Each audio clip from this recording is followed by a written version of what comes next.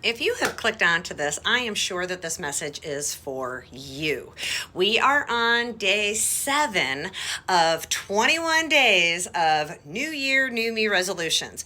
We're actually calling them 21 days of prayer and fast. Don't turn me off if you hear the word prayer. I am 100% certain this message is for you. What I am doing is I am trying to snag anybody who wants more goodness in their life. If you like good things, if you like blessings, if you like just things to be falling into your lap of goodness, this message is for you. What my goal is, you guys, is to get on here every single day and tear down this holy Bible. And I know the Bible is hard, and I know the Bible is tricky, and it's confusing. I have not always been a faith girl. I spent over 40 years just doing life on my own. And by the grace of God, he finally snagged a hold of me. And when I first started this journey, I could not get into this Bible. Every time I tried to get into the Bible, I felt more confused. I had more disbelief. And so now I'm about 9 years in, and God has done a miraculous thing in my life. And I am just absolutely called to reach out and try to snag anybody that wants God to do a miraculous thing in their lives. And so today I am going to talk about blessings and the goodness and every good thing that we have in our lives and where they come from and how we can get more of them. So I'm going to jump right in today. If you haven't watched any of my other videos, we're on day 7. Please go back and check them out. I promise you, you have nothing to lose and you literally have everything to gain. And what if, you guys, what if just by watching these videos for 21 days, just by opening your heart to something that is unbelievable, just by trying to believe in something or walk in something or look into something that could possibly change your life? This is it. I promise you, this is it. Okay, so this is the Bible verses we've got today. James 1:7 says this. It says, "Every good and perfect gift is from above, coming down from the Father of lights, with whom there is no variation or no shadow due to change." And so this is what it's saying. It's saying every good thing that you have in your life, it's from God. And God brings those blessings down from heaven. And he's the Father of lights. And that there is no variation in him. God is faithful. He is the same yesterday, today, tomorrow. That's why he says it in the Bible. I'm the father of Abraham. I'm the father of Isaac, because his ways, they are written in this Bible, and they are steadfast, and they are tested, and they are true, and they are real, and they are valid. And so what this is saying is every good thing you have came from God. And what we tend to do is we tend to get real tripped up, and we tend to become self-sufficient, and we tend to be prideful, and we tend to be egotistical. I know I was. I'm like, God didn't do all of this for me. I'm the one down here working. I'm the one down here raising kids. I'm the one down here trying to.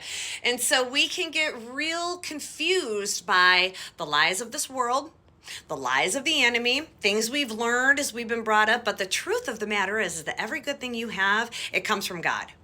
And if you want, whether you believe in God or not, and that is how good God is it whether you believe in him or not, whether you follow him or not, he still blesses you because he's your father. He's your parent, and he loves you, and he wants you to have goodness in your life. And it also says that there's just no change in him. There's no change in him. So when you come to him asking for blessings, you can believe that he's going to rain blessings down upon you. And the more blessings that you want to receive is dependent upon the relationship that you build with God. So you've already got a bunch of good things in your life. If you stopped and you just looked around today and you counted the blessings that you have, simple things, you guys, simple things. You got a coffee pot, you got a hot cup of coffee in the morning, that's a blessing. You get to jump into the shower and take a nice warm shower, that's a blessing. You have clothes on your back and a roof over your head and anything to eat, you guys, those are blessings. And we take for granted all of the little, beautiful, perfect blessings that we have in our lives every single day. If you want more blessings, things that you can't even dream of because they are so big and mighty, God says, come to me, talk to me, get to know me, pray to me. I want to rain blessings down upon you. But it's a relationship. And what do you do in a relationship, you guys? You talk to the person. You spend time with the person. You got to get to know Jesus. You got to get to know the heart of God. And not because you have to, not because you want things, but because you want to fall in love with somebody that is already madly in love with you. And we look to it for things of this world, for our blessings. We look, get more money and we're going to be more blessed. Get in this beautiful, loving relationship and we're going to be more blessed. And have a baby and we're going to be more blessed. And those things are all true, you guys. But God is the giver of those things. And if you don't believe that, if you think that you're the one that is in charge of your own life and your own existence, I would dare you to give God a try and just watch these videos and listen to what I have to say over the next 2 more weeks on this. I dare you, because if you think you're already blessed on your own, you can't even imagine the amount of blessings that are come if you start following God and talking to God and praying to God and getting to know God and inviting him into your heart and inviting him into your life. The next verse is this, John 15:7, and it says this: if you remain in me, this is God, he's talking to you, he's talking to me, he's talking to all of us. He says, if you remain in me and my words remain in you, ask for whatever you want and it'll be done for you. And that's the trick. You got to remain in Christ.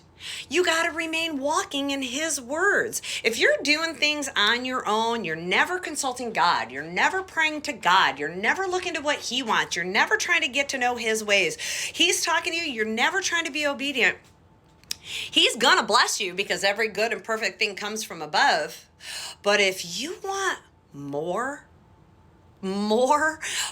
so your cup is running over, more that you can't even imagine your own self, God makes it real clear. He says, remain in me. Get to know me.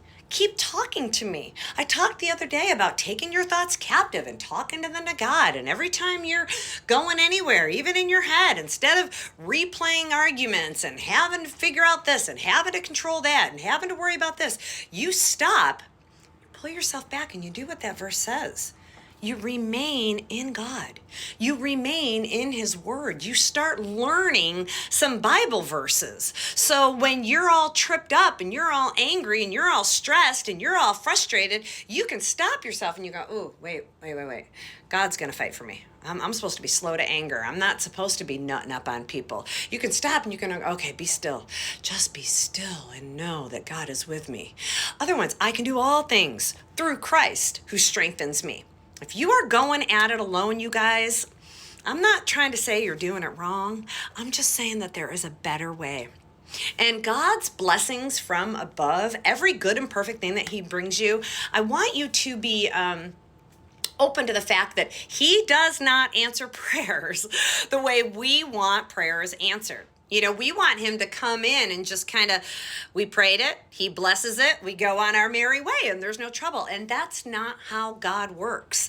God answers prayers. God gives blessings in the most wicky-wacky, wonky ways, and sometimes the answers to our prayers, sometimes the blessings that we are looking for from above, they come with trials. They come with trouble. They come with separation. They come with hurt. And that is God's way of drawing you closer to him. He wants your heart. He wants your love. He wants your time. He created you. He loves you. You were created for a purpose, on purpose. And that purpose, it's not some big, giant, mighty thing. We're not all going to be presidents of the United States. That purpose is simply to love him and love everybody else. And I can tell you this right now, you will never be able to love everybody else if you don't love him first. He's not looking to control you. He gave you free will. If he wanted to control you, he never would have given you free will. He wants you to experience life, and he wants you to experience from the fullest. And he is already raining blessings down upon you. But if you want more goodness in your life, start talking to God. Start getting to know God. Start praying to God. Start following God. Start being obedient to those words when he says, stay in me and stay in my word. And just watch. You ask for it, and you're going to get it. So today, I challenge you, walk with me on this journey. Have a beautiful day.